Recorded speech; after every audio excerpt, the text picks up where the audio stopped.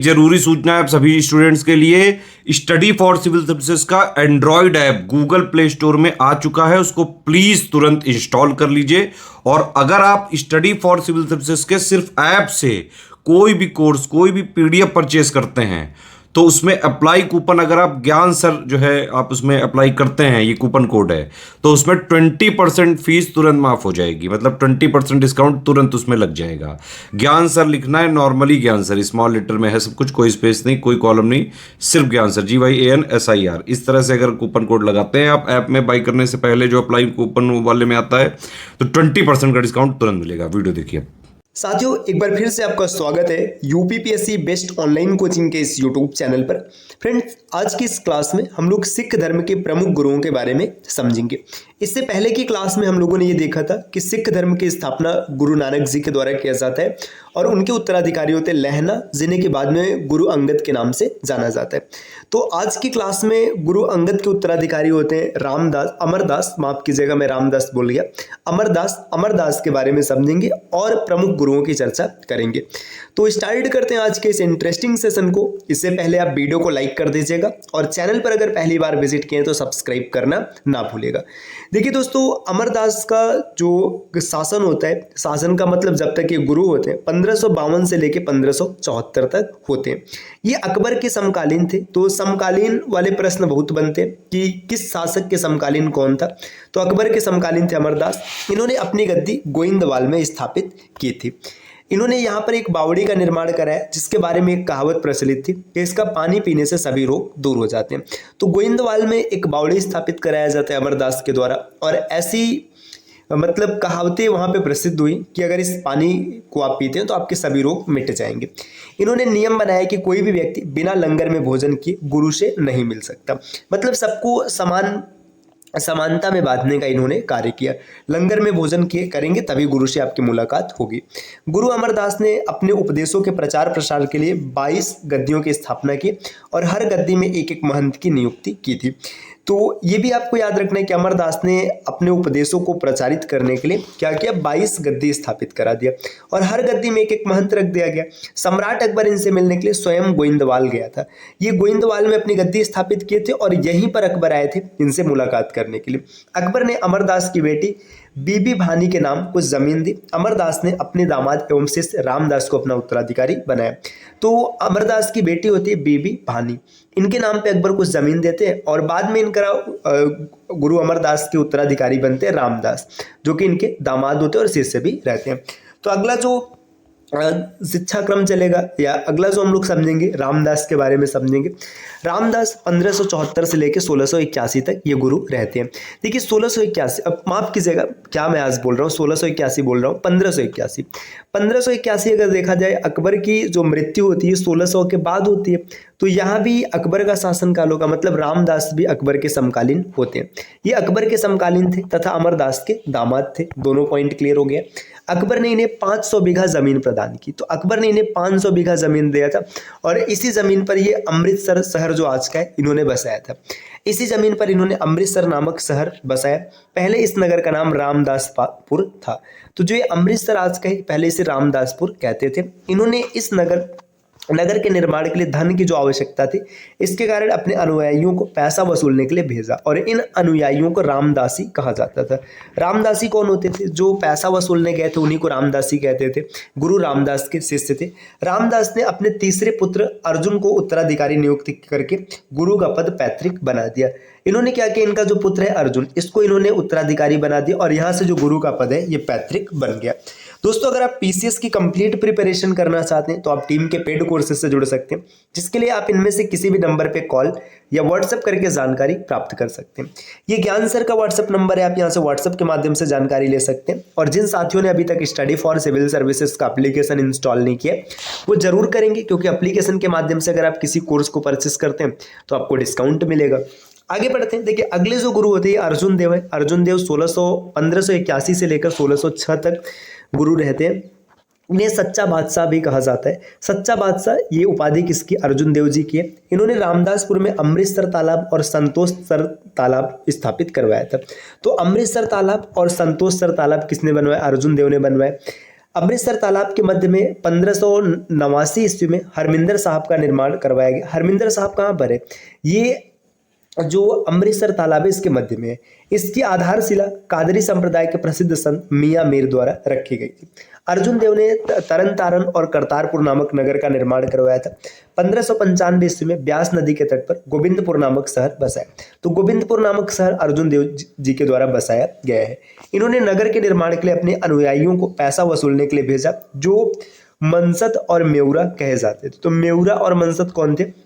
अर्जुन देव जी के शिष्य थे और रामदास जी गुरु रामदास के शिष्य थे, जो कि नगर निर्माण के लिए धन वसूलने गए थे। इन्होंने अनिवार्य आध्यात्मिक कर लेना शुरू कर दिया तथा अपने शिष्यों से कहा कि अपनी आय का 1/10 भाग गुरु को अर्पित करें। आगे क्या होता है? 1604 ईस्वी में इन्होंने आदि ग्रंथ की रचना की। तो आदि ग्रंथ की रचना काफी इंपॉर्टेंट है। खुसरो को समर्थन देने के कारण जहांगीर ने इन्हें 1606 में मृत्युदंड दे दिया गया। देखिए, जहांगीर का पुत्र खुसरो जब जहांगीर के प्रति विद्रोह कर देता है, जिसका समर्थन करते हैं, तो इसी कारण इनको मृत्युदंड दिया जाता है। अगले गुरु होते हैं हरगोविंद 1606 से 1645 तक गुरु की गद्दी पर रहते हैं। इन्होंने सिखों में सैनिक भावना पैदा की। सैनिक भावना का मतलब, इससे पहले जो सिख होते थे वो लड़ाकू नहीं थे, लेकिन हरगोविंद जी ने सिखों को लड़ाकू बनाने का प्रयास किया।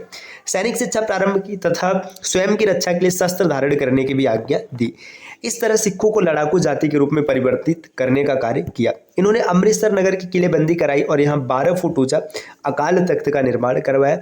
हरगोविंद ने अपने शिष्यों को धन के बदले घोड़े एवं शस्त्र प्राप्त किए।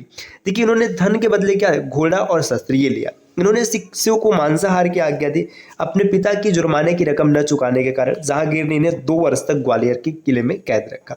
इन्होंने कश्मीर में किरतपुर नामक नगर बसाया और 1645 में किरतपुर में इनकी मृत्यु हो जाती। तो हरगोविंद सिंह जी ने क्या किया? इन्होंने सिखों में लड़ाकू भावना विकसित की और यहाँ से जो सिख थे वो लड़ाकू प्रवृत्ति के बनते चले गए। और आगे बढ़ते हैं दोस्तों, और चीज़ों को समझने का प्रयास करते हैं। अगले गुरु हैं गुरु हर राय। इनका शासन जो होता है, शासन का मतलब जो गुरु की गद्दी पर रहते, ये 1645 से 1661 तक रहते। इन्होंने भी शिष्यों को सैनिक शिक्षा दी। इनके समय में ही शाहजहां के पुत्रों में उत्तराधिकार युद्ध हुआ था। सामूगढ़ की पराजय के बाद दारा सिंह को इनसे मिला था। इनसे नाराज होकर औरंगजेब ने हर राय को दिल्ली में बुलाया। देखिए, हर राय जब सामूगढ़ का युद्ध होता है, सामूगढ़ के युद्ध में शाहजहां के जो पुत्र होते हैं, 4 पुत्र होते हैं, उसमें जब दारा सिंह को इनसे मिलता है, औरंगजेब बाद में जब शासक बनता है तो इनको अपने दरबार में बुलाता है। अब ये खुद नहीं जाते, इन्होंने अपने बेटे राम राय को भेजा। राम राय ने कुछ ऐसा कार्य किया जिससे औरंगजेब प्रसन्न हो गया। मतलब राम राय ने वो काम किया जो औरंगजेब चाहता था। लेकिन राम राय के कार्यों से गुरु हर राय नाराज हो जाते और उत्तराधिकारी किसको बनाते? अपने 6 वर्षीय बेटे हरकिशन को बना देते। लेकिन हरकिशन बहुत दिनों तक गुरु की गद्दी पर नहीं रहते। इनका शासन जो गुरु का के रूप में बहुत कम होता है। 1661 से 1664 तक इन्होंने अपने बड़े भाई राम राय से विवाद कर लिया, मतलब इनका विवाद हो जाता है। राम राय ने देहरादून में एक अलग गद्दी स्थापित कर ली। इनके अनुयायी राम राय के नाम से जाने जाते, जो मतलब राम राय के को मानने वाले तो राम राय कहलाए। हरकिशन ने अपना उत्तराधिकारी तेग बहादुर को बनाया और हरकिशन की मृत्यु चेचक के कारण हो गई। एसएससी के एग्जाम में ये क्वेश्चन कई बार बना हुआ है कि किस सिख गुरु की मृत्यु चेचक से हुई? तो गुरु हरकिशन की।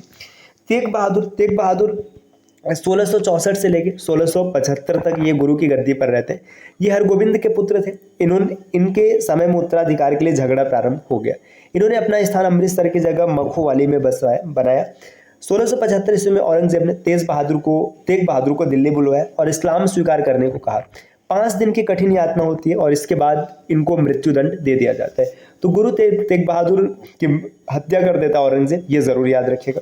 गोविंद सिंह, अब गुरु गोविंद सिंह ये सिख धर्म के अंतिम गुरु होते हैं।